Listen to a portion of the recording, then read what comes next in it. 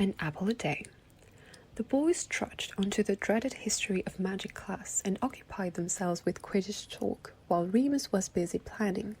He wanted to get started with pranking, but choosing the victim was more difficult than he predicted. It would be hilarious if he could prank a teacher, but was a little scared of getting caught. It would be the easiest to prank his roommates, but how to do it without them finding out? He observed them while they walked to History of Magic, trying to find any weaknesses he could exploit. James was spinning a wand between his fingers. Flying lessons this Wednesday. I've been flying for years. It's easier than walking. What about you, Sirius? Sirius walked with his hands in his pockets. Yeah, I can fly. Remus? Remus shook his head. His parents rarely let him play outside. Flying was out of the question. I do better on the ground. I'm really excited, Peter budged in, trailing close behind them. I've always wanted to learn. Would you show me some cool tricks, James? Remus wondered if he could prank them when they were trying out their brooms later, but didn't know how. Could he switch out a flying broom for a regular broom? Would they notice?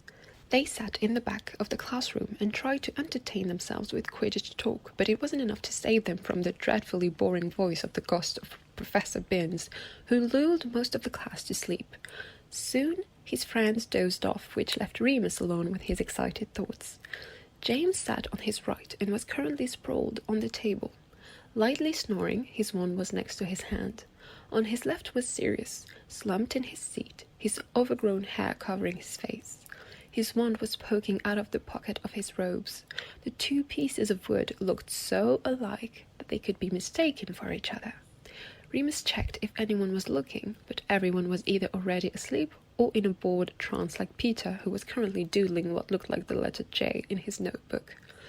Very quietly, Remus swapped James's and Sirius's wands and resumed listening to the lecture. The whole day, he waited for them to notice that their wands were not their own, but it was only during the last lesson, Charms, when they tried to cast Lumos, that the prank came to fruition. Ow! James complained when the rebellious wand poked him in the eye. What's wrong with this thing? Sirius tried to cast a spell and the wand slipped out of his hand, refusing to be used by him. He got up to pick it up, but just as he reached for it, the wand shot forward a foot. Everyone laughed as he chased it around the classroom, and stubborn wand refused to let him or anyone else touch it. Even Professor Flitwick tried to help it, but it was only when James reached for it that the wand allowed itself to be captured. Hey, that's mine! Sirius, thoroughly angry by now, examined the wand that poked James in the eye. Why do you have my wand? Remus sat completely still as they looked at each other in confusion and waited if they would guess that the only time when they could have had their wands swapped was while they were napping. We must have swapped them in the morning when packing our bags, Sirius finally said. James laughed it off, and they got back to the lesson, completely oblivious to what really happened. When the lesson ended, Remus snuck a look at the badge in his pocket. The previously blank white circle now had a bright red 1 written inside it. The prank counted. He was in the club. The next day, Remus was eager to raise his prank count. He wondered if other members of the club had already started. It was only day 2. Would they have executed more than one prank and gotten ahead of him? Initially, he might have wanted to be in the club just to be part of something and to test if he had any hidden talents. But the more he thought about it, the more he wanted to win the competition. Could the prize be? Would he get to meet the other members? Would they get up to mischief together when the competition was over? During lunchtime, the 4 of them sat together as usual. Remus was happy with the daily routine.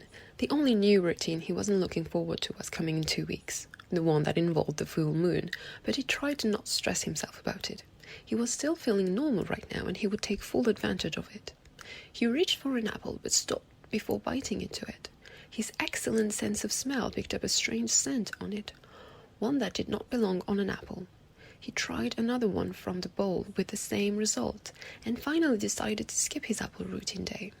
A couple of minutes later, an older Gryffindor girl took one of the apples and bit into it without hesitation. Before she could take a second bite, she burped so loudly that everyone stopped whatever they were doing instead. Her cheeks flamed red and she covered her mouth just to burp again. People started chuckling. "I don't grrr," she tried to say through burps that sounded like a croaking frog. "What's going grrr?" Everyone laughed and her friend spoke up. Daisy, I think you got pranked with Belch powder. Remus gasped. No, he was the one that almost got pranked. Someone who knew that he always ate an apple after breakfast wanted to get him good. He looked at his roommates who were all amused at the burping girl.